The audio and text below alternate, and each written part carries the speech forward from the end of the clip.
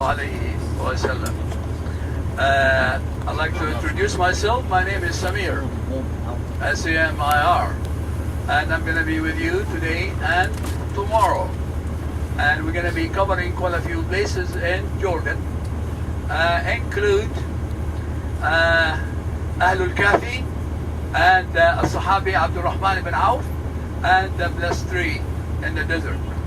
So we do have a full schedule.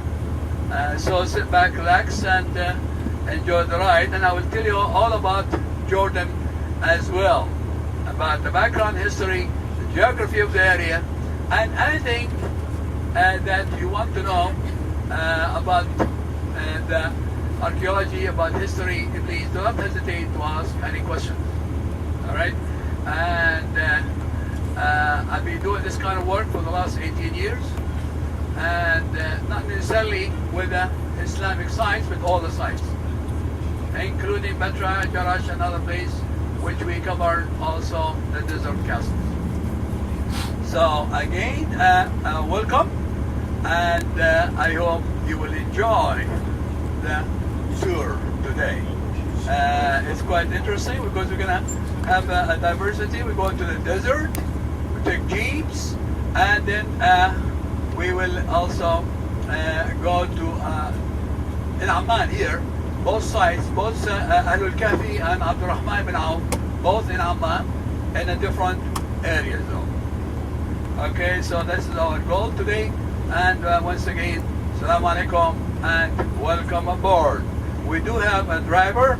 I think you met him. His name is Ra'id, and we also have a police escort with us. His name is Hussam, the young man sitting in the front. Okay, so I will be talking to you as soon as we get things started.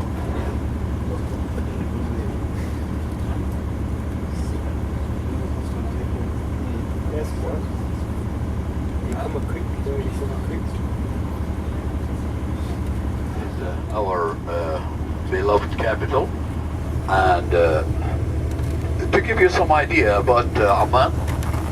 Amaan actually served as a capital over 3,000 years ago. It used to be the capital of the Ammonite kingdom, a kingdom which was established here, and not only one, we have three kingdoms around this area, the Ammonite kingdom, and then farther down the Moabite, and farther south the Edomite, which is in southern Jordan at one time. So you can see how history repeats itself. Amaan is the capital today for the Hashemite kingdom of Jordan. So it served as a capital over 3,000 years ago, and it's a capital today. And it's still pretty much carrying the same old name. The earlier name of Amaan was called Rabat Ammon, the great city of the Ammonite. So today, slightly changed from Ammon to Amaan. So that's the big change that we have now. Please let me know about the climate in the bus, the air condition, if it needs to be cooler or warmer. Let me know. You can always manipulate with these things above your head. So if you want it cooler, you can just flick this thing and you have the cool air coming through. All right? Okay. Bismillah. There we go.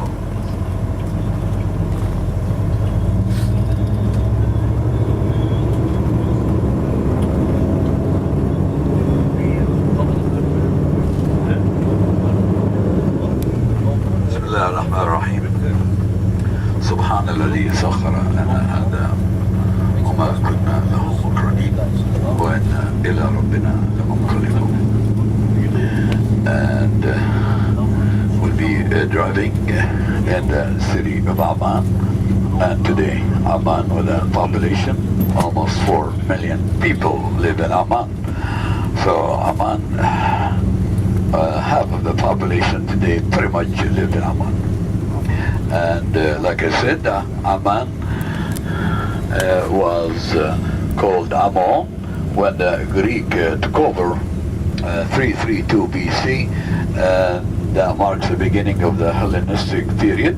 They name it Philadelphia. So Amman was known as Philadelphia for 1,000 years. And they named it after one of their generals known Batlimos Philadelphus. So that's where the word Philadelphia come from. And it states during the Greek, the Roman, Byzantine, and when the Muslims took over 635 AD and put an end to the Roman prisons, they give it the name back, slightly changed from Ammon to Amman. So that's where actually the name come from. And we're gonna be driving around. I'm gonna follow that car up ahead, and he's gonna get some kind of a snack, so we'll have something to nibble on the bus. So that's we'll be heading to one of the sites that we're gonna be seeing today.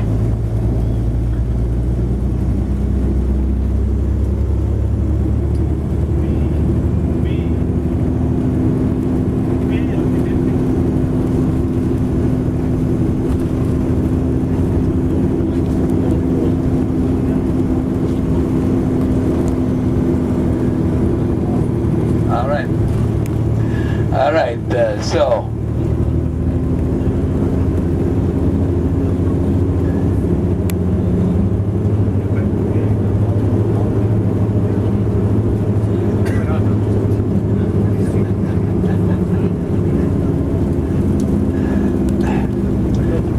anyway,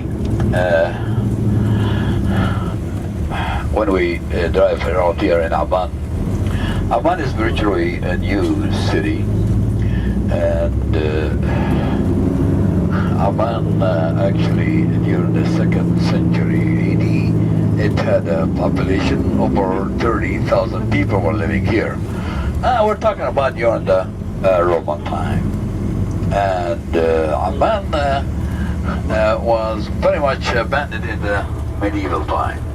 And so things deteriorated here, and Amaan was one of the Decapolis known as the 10 cities. And Amaan today is a well-known city in the Middle East, and it is known as the White City due to the white building, whether it's limestone or even cement block, mostly white colored buildings. Amaan is located on hills. So, hills everywhere.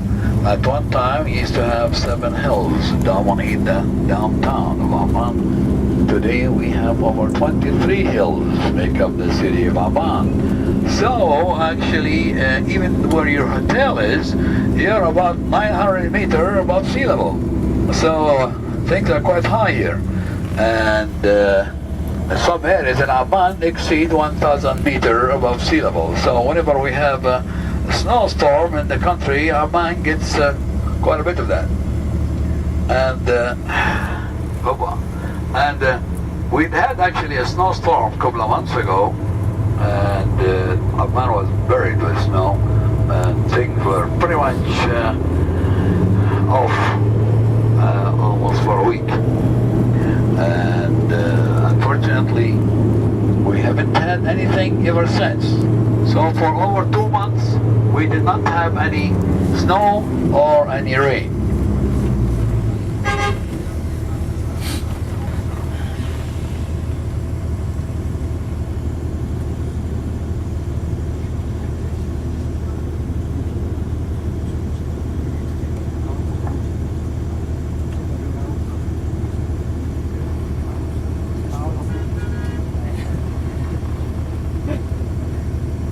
Looks like we have the policeman with us in action, trying to clear the cars.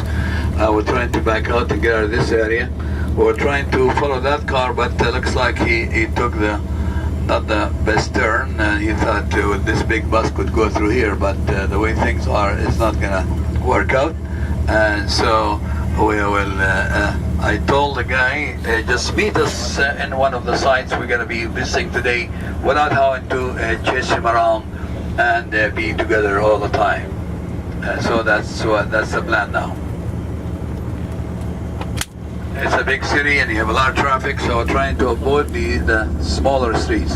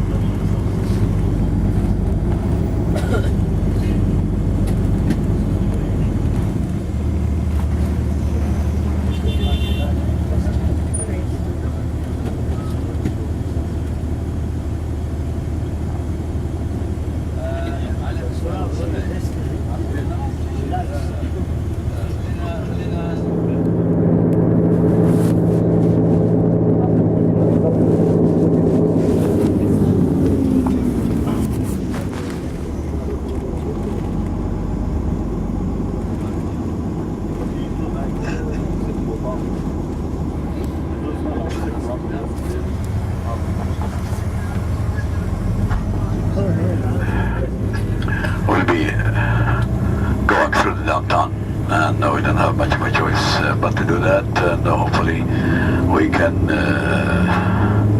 go through easy and without any problems. But like I said, Amaan is all hillies, and the downtown of Amaan is pretty much down, like where we go now. And when we say downtown, it's pretty much the lowest point in the town. And so you can see how the city is just on the very hilly, and houses built on this side of the mountain cliffs. And so I don't know why everybody wants to live here. There's nothing wrong with our area in the north, very nice, green, and the land here is so expensive, it's beyond imaginations. And if you own a piece of property in Amman, actually you could be a millionaire because it's so expensive. Anyway, back to Jordan and the capital Amman. Like I said, Amman is the capital today of the Hashemite kingdom. Hashemite is a family, the royal family in Jordan today. It is known as the Hashemite. And the word Hashemite actually originated from Mecca. And King Abdullah II today, he's descendant from the Prophet Muhammad alayhi salam. And so he's like 42 lines through his daughter Fatima, because the Prophet did not have any survival sons. And so he's highly respected in the Islamic world. And King Abdullah II, he succeeded his father, late King Hussein, who died in February 7, 1999. And Jordan actually got its independence in 1946 from the British, and King Abdullah I became the first king of Jordan. And he was assassinated in 1951, succeeded by his son King Talal, who only ruled for 6 months. He was incompetent to continue, so a council in the country for a few months before King Hussein was brought back, who was studying in the Harrow Academy in England, and his succession to the throne was August 11, 1953. And King Hussein, he ruled Jordan for 46 years. And he's like a father to the people of Jordan. And he's pretty much behind the prosperity that this country got where it is today. And King Hussein, he was married 4 times, one in a time. And the first marriage was from a young Egyptian lady, and he was in his also early 20s and did not last very long. They were divorced. They had one daughter named Alia. And the second marriage from Tony Garner, the British lady whom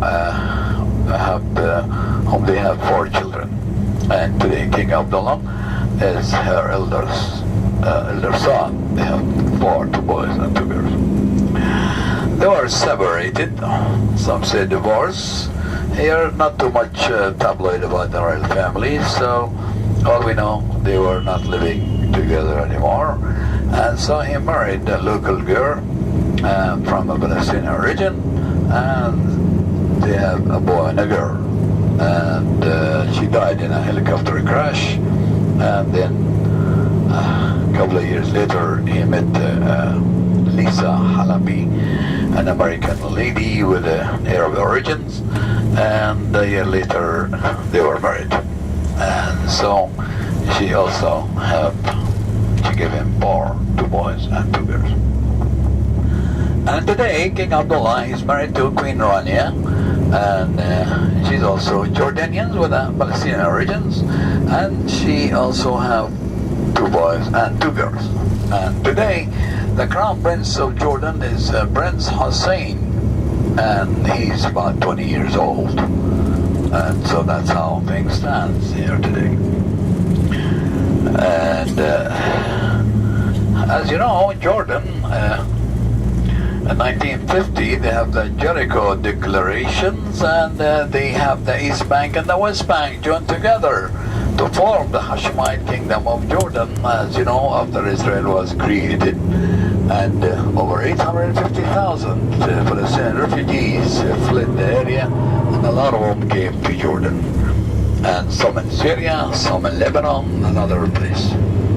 And so the West Bank and the East Bank used to be one country, under the Hashemite, the royal family. In 1967, Israel annexed the West Bank in the 6-Day War, and so Jordan lost the West Bank. And that's how we have things going on today. And nowadays they are trying to have something going, and they've been trying, and what's his name, Kerry, is trying his very best, as far as we know. And but it's pretty much not going anywhere, and there's too many complicated issues, and Israelis are not really giving up the east of Jerusalem, which is very essential to the Islamic and the Arab world, because it is known to be the 3rd important city in the Islamic world. And the borders, the refugees, what to do with a lot of refugees? Do they get compensation? Do they have the right to return? See, these are the complicated issue, and also the settlement, which is all over the West Bank territory, mountains, and the border. So there is so many issues need to be tackled, need to be dealt with. And that's how things stand today. So everything is just hovering in place, not going anywhere. So hopefully we'll have cool-headed people, and will solve the problem one way or another. Anyway, I'm not a politician, so I'm just telling you what the news says here. And so to assess the situation, you could be, everybody have his point of view. And in Jordan, when you come to that, you have 7 million people, you have 7 million opinions here. And as you can see, like I told you, Amaan is virtually a new city. So if you were to come here 20, 30 years ago, none of that was here. So just to give you an idea, Amaan in 1996 had a population of 250 people. And the early settlers in Amaan were from the Caucasus, from southern Russia. As you know, these people, the Circassians, were very much persecuted by the Russians. So at the time, the Turks brought a lot of them to the area. A lot of them settled in Turkey, some here, and in the region. So today we have about 150,000 Circassians live in Jordan, and they are the first settlers in many places where water was available. And at one time, we used to have a river that flow in the downtown of Amaan. So that's where they started. And the Circassian, just to give you an idea, Circassian, they are Caucasian people. That's where the word Caucasian actually originates from. And so they're well off because they have the land. The first settlers, they own the land, and you own the land here, you're okay.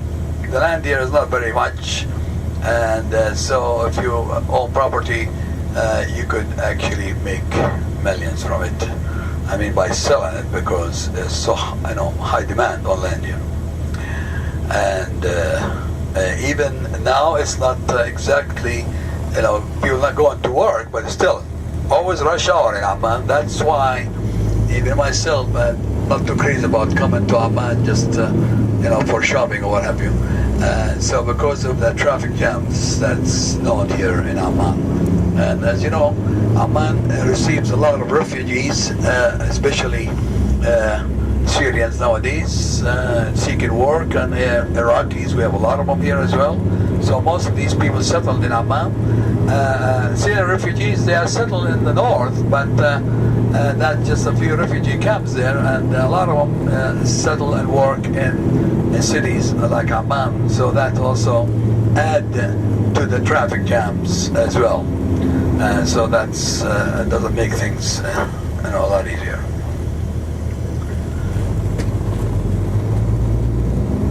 Amaan is known for the limestone buildings, because the limestone is a local stone, so they didn't have to go far to get it. It's always available here. And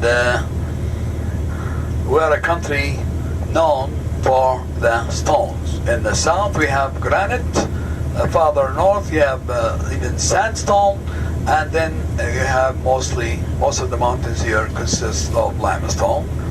And the northeast of Jordan, it's lava. So today we're gonna see some of that when we go to the desert, where you see basalt stones.